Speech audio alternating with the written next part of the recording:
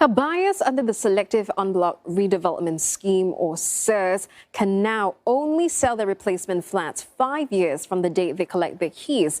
The change in criteria was noticed on the Housing Board's website, and it will kick in starting with the Ang Mo Kio site. Under previous rules, homeowners could sell their replacement units 7 years after selecting their flats, or 5 years from the day they collected their keys.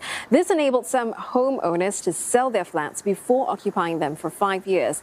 The updated criteria will apply to SERS sites announced on or after April the 7th. That's the date when 4 Ang Mo Kio blocks were picked for the scheme. And for more, we're joined by Lisa Teck, Senior Director of Research at Huttons Asia. Well, Mr. Lee, what do you make of the changes and the lack of an official announcement? I mean, if we were to look at SERS, it's essentially the same as getting a BTO flat from the government also. If one party buys a BTO and has to wait up 5 years from the date of collecting the keys, whereas another party who bought a flat through the SERS route and has only need to, say, wait 7 years from the date of selection. So it sort of creates differences in the time that people have to wait before they can actually sell. So this change actually makes everybody wait out the same number of period, all from the date of collecting your keys.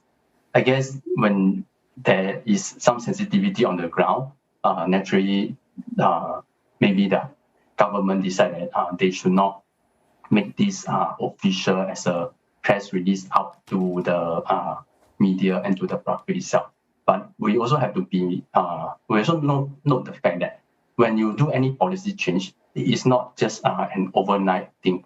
I believe that they have gone through many rounds of review, understanding, and looking at all the implications before they put forward. But it is perhaps unfortunate that right now we have this so-called unhappiness over SERS and Ang Mo Kio, and this policy has to be rolled out at the same time also. Yeah, so as you mentioned, this is coming off, concerns over the past week that Ang Mo Kio residents had over, having to fork out additional money for a replacement flat. So do you see this compounding their worries?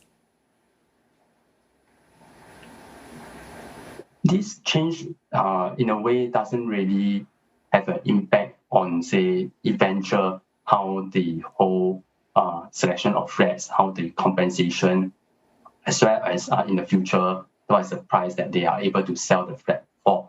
But right now, this only adds on to the another issue that the people has to so-called put up with, and they will definitely raise this with HDB, even though in a way it has not much of an impact on the eventual flat selection as well as moving out of this area also. So do you think, the move then kind of makes people more resistant to SERS? Do you also foresee that it might make SERS flats less popular for people who may want to consider buying a flat that's slated for the scheme then?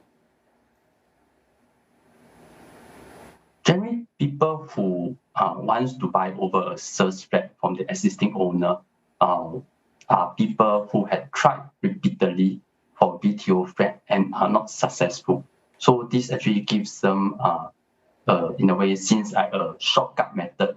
Rather also can be seen as a sure win to get a BTO flat. So it's a matter of whether these buyers who go through the buying of the SERS flat are actually looking at staying for long term, or are they looking at fulfilling the MOP and then turning the flat around to cash out and move on to another housing option. For those who are looking at staying for long term, I guess this change doesn't really matter much to them, because they are going to stay there for 5 years, 10 years, and so on. But those who are looking at moving in, or rather buying and then waiting out, say, the 7 years from the date of selection, now this is something that they have to reconsider now, because they have to stay in the place for a full 5 years before they can actually sell. Oh, always good speaking with you. Lisa Teck there, Senior Director of Research at Huttons Asia.